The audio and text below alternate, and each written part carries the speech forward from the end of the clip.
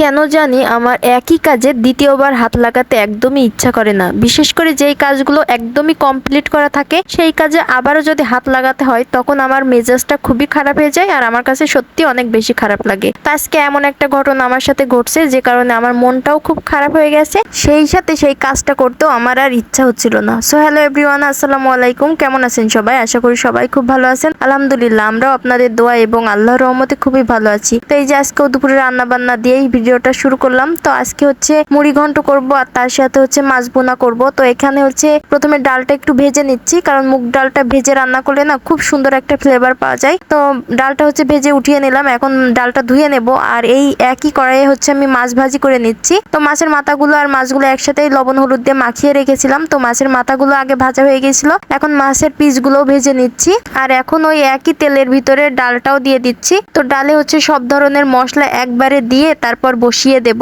তো মুড়ি ঘন্টটা এক একজন এক এক ভাবে করে, কিন্তু এটা হচ্ছে আমি আমার আম্মুর রেসিপিটা ফলো করছি। আমি অনেকদিন আগে রান্না করেছিলাম, যে কারণে আমি ভুলে গিয়েছিলাম যে কিভাবে রান্না করতে হয়। আমি আম্মুর কাছে ফোন দিয়ে জেনে নিলাম। তো আম্মু আমাকে যেভাবে বললো আমি ঠিক সেভাবেই রান্না করছি। তো খেতে বেশ ভালো হয়েছিল। আর আপনাদের কাছে কেমন লাগছে আমার রান্নাটা সেটাও কিন্তু কমেন্ট করে জানাবেন, আর কারা কারা এভাবে খান সেটাও কমেন্ট করে জানাবেন। তো যাই হোক, এই যে মাছের মাথা দিয়ে যে মুড়ি ঘন্টটা করছি, ছোটবেলায় আমি ভাবতাম মুড়ি দিয়ে হয়তো মুড়ি ঘন্ট হয়, ঠিক আছে। এখন বড় হওয়ার পর দেখি মুড়ি দিয়ে না, মাছের মাথা দিয়ে আর ডাল দিয়ে হচ্ছে মুড়ি ঘন্ট হয়। বলুন তো এটা কি কোনো কথা হইলো? মুড়ি ঘন্ট নাম, অথচ তার ভিতরে কোনো মুড়ির ছোঁয়াই নাই, শুধুমাত্র ডাল আর মাছের মাথা দিয়ে নাকি মুড়ি ঘন্ট হয়। যাই হোক, কি আর করার, এটা নাকি মুড়ি ঘন্ট, এটাই খেতে হবে। তো যাই হোক, সেই মুড়ি ঘন্টই করলাম। আর মাঝখানে এসে যেবাকে একটু খাবার দিয়ে গেলাম, ওকে একটু ফল দিলাম। আর এই যে এখন মাছটাও ভুনা করে নেব। তো যাই হোক, আজকে আমার সাথে এমন একটা ঘটনা ঘটছে কি বলবো। আমি আজকে এখন যে ভিডিওটা আপনাদের সাথে শেয়ার করছি, এই ভিডিওটা আমি গতকাল রাত্রেই একদম কমপ্লিট করে রাখছিলাম। তো ভুলবশত আমি জানি না এই ভিডিওটা একদম ডিলিট হয়ে গিয়েছিল,